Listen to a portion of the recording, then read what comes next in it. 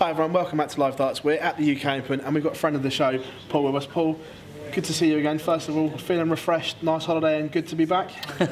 Great to be back. I'm having a blast here at Minehead. The last time we spoke was in this very spot, wasn't it, before the World Championships? But a different capacity this time, obviously not looking forward to tournaments for me, but looking forward to what this tournament will deliver, and so far it hasn't actually disappointed in any shape or form. No, it hasn't. We'll get straight into the UK Open. The seeds have just tumbled. The lesser players have really stepped up to the mark here, and it's been the true FA Cup of darts. Yeah, I wouldn't expect anything less. If you look back at the last couple of tournaments, we've had the same sort of thing. Obviously, Corey having a huge run last year, and the year previous to that, Peter getting his first major title, and Gezi making his first major final. So there are always stories, whether it be at Bolton or whether it be at Minehead. This tournament never fails to deliver, and I've got my own personal great memories of this tournament that I look back on fondly too. But no, I just really can't wait to see what happens in the next 24 to 36 hours. Michael obviously crashed out to Mervyn King. You know Mervyn very well. Said comments from the Pro Tour a few weeks ago. Will that have pushed Merv's buttons to produce that performance? Because we haven't seen that from Mervyn on the TV for probably 2 years, in fairness to. Yeah, absolutely. I think when your integrity is put into question, first thing you want to do is put things right in the best possible way. I mean, the draw, it's a funny old thing sometimes, isn't it? I mean, when Mervyn came out against Michael, we thought, this is a bit tasty, isn't it? And to be fair to both players, they played a really respectful game. There was no shenanigans up there. And ultimately, the better player won. So, Michael's tweeted saying he's very upset that he's out of the tournament, obviously. And, people are going to start asking questions of the world number one, like they have done over the last few years. But ultimately, he's still the best player in the world, and he's just had a dodgy week. And I'm sure that come Aberdeen, he'll be back firing. But ultimately, he's going to do that against Hendo next week, which is not... It's not going to be the easiest thing to do, let's put it that way, in his backyard. You say the best player in the world debate has surfaced its head again in the last 2 weeks, shall we say. But this time we're not talking about Gary Anderson, we are talking about Gerwyn Price. On current form, where does he rate at the moment? Because he's in the form of his life, he's winning tournaments, winning back-to-back Pro Tours is hard, and he's just done an exceptional thing by beating Jamie Hughes, who has been on fire recently. So at the moment, where do we sit Gezi in this acquaintance? Top three for me. I think you've got to be fair. Yeah. Gezi's been hot the last couple of weeks. He's won 2 Pro Tours. He's been really, really good here in Minehead. And you've got to put him top 3 with Rob Cross, Michael van Gerwen.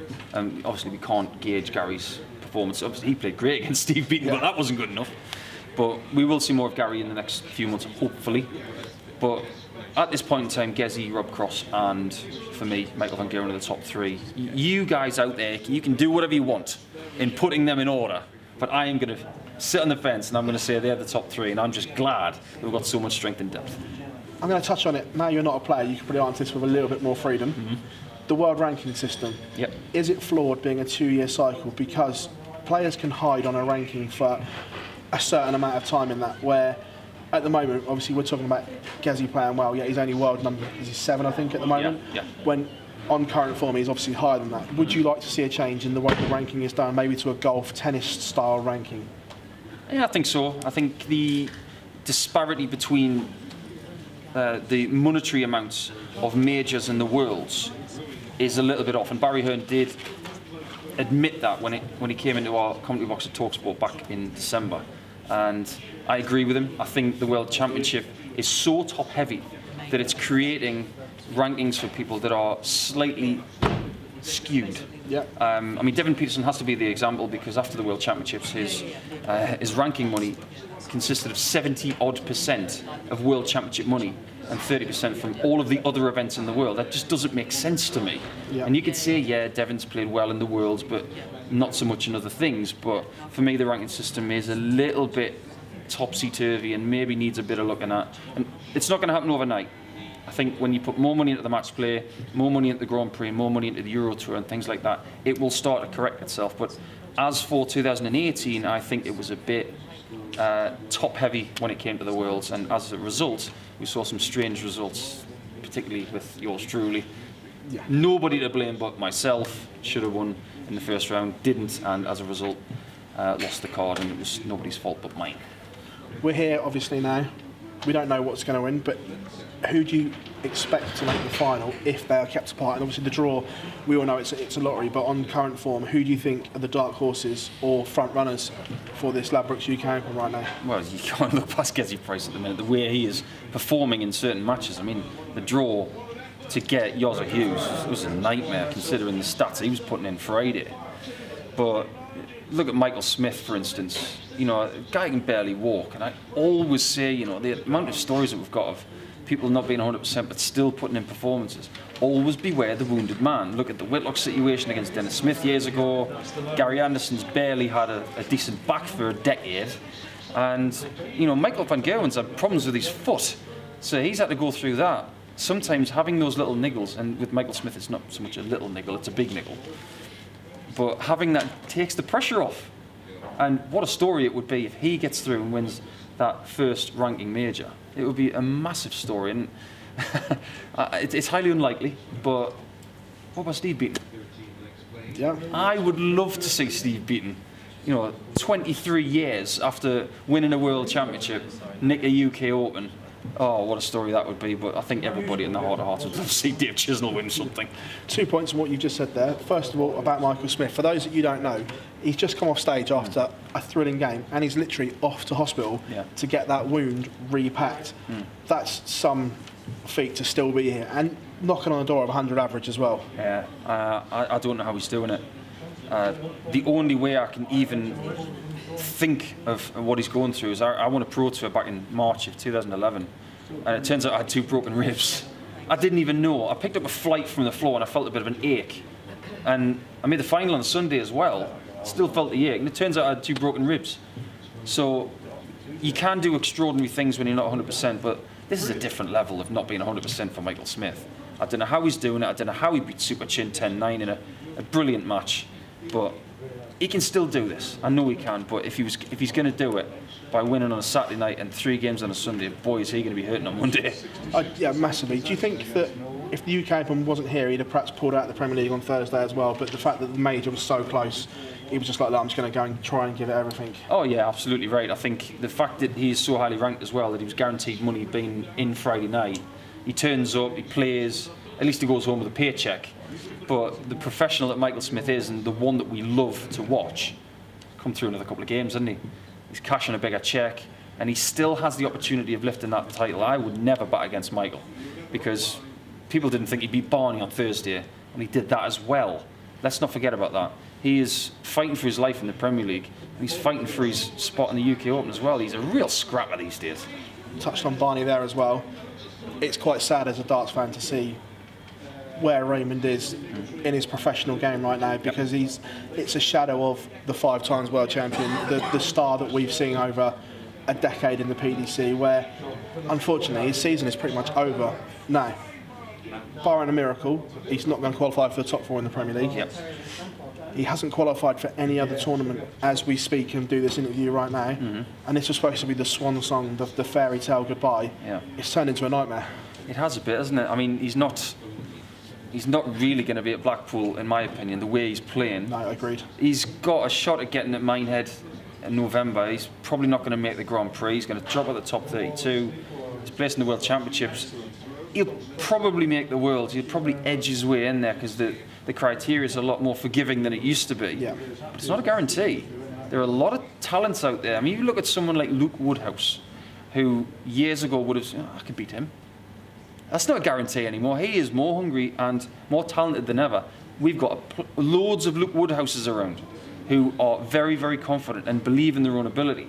So for me, Barney's not going to walk into a room with that reputation and automatically pick up 2, 3, 4 games here. He's just not doing it. Last weekend, he won 1 game in 2 days. That's not going to get you anywhere. That wouldn't even get you to keep a card. I know what I'm talking about. So where's he going to be come the World Championships? I don't think he'll make Blackpool, which is really sad, because it would be great to see him go for a last World Match play. I'm not so sure he's going to make Dublin. World Championships maybe, but ultimately this Premier League is looking not good. As a player point of view, if you've got nothing to play for between now and December, what do you do? How do you readjust your mindset? Because if you've got nothing to play for, it's just like, why am I doing this for? Is there a danger that he calls it a day after the Premier League, in your opinion? He could.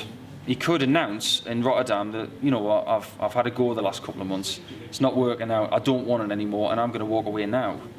That would not shock me. It wouldn't shock me at all. It wouldn't shock me if he had a microphone in his hand at Rotterdam and do that very thing.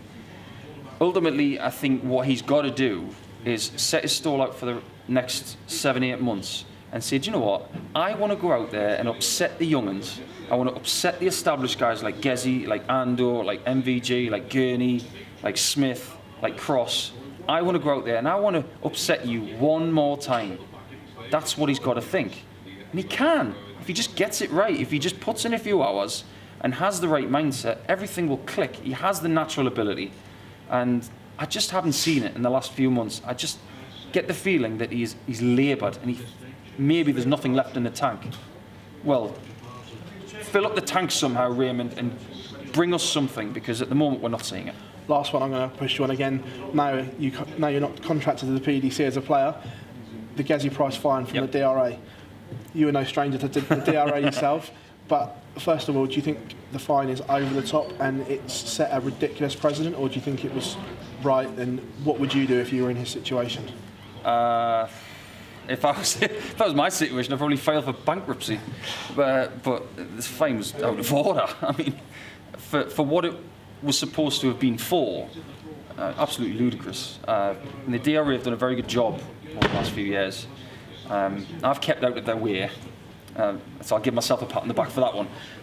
But for what happened, I think absolutely ludicrous. I'm not a fan of that precedent, because you've got a lot of individuals in this sport who are ready to pop, you know, people who want to be exuberant, and to stop one of the best talents that we've had come into the game in the last 5 years from doing his natural stuff. I'm not a fan of that. I'm with Phil Taylor on this, and you don't hear me saying that very often.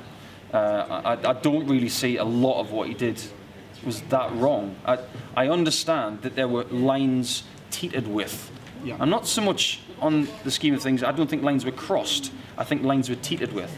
And when these lines are seen and not touched, I think there's a little bit of, well, we need to make a rule for that, don't we? We need to make sure that people don't cross that line.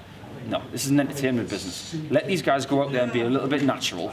Let's see what they've got to offer. And you know what? That Grand Slam final will never be forgotten, because it was entertaining. I've got as one of the best PDC finals ever. Will be talked about for decades to come. Mm-hmm. The one where Gezi won his first, and the Ando. Do you know what? We'll use an example of mine. The DRA could have fined me for waving Phil Taylor off stage, because now that I'm not contracted, I can actually say that I did that. At the time, I lied. However, I wasn't fined for that because it was very entertaining. I took a spot, I wanted to make a moment. That moment is still being talked about. We're still talking about the Grand Slam as well. So don't fine players for being individual and creating moments. If they break rules, fine. Hit them heavy. But for me, £21,500 for what happened, what a joke. I can say that now. But ultimately, the DRA have got a job to do. They've got to keep people in line, but on this occasion, they got it wrong. Paul, absolute pleasure for joining us here at Live Darts in Butlins. It's always a great to have you on the show, mate. Absolute Always, pleasure, mate. Thank you very much. You're welcome.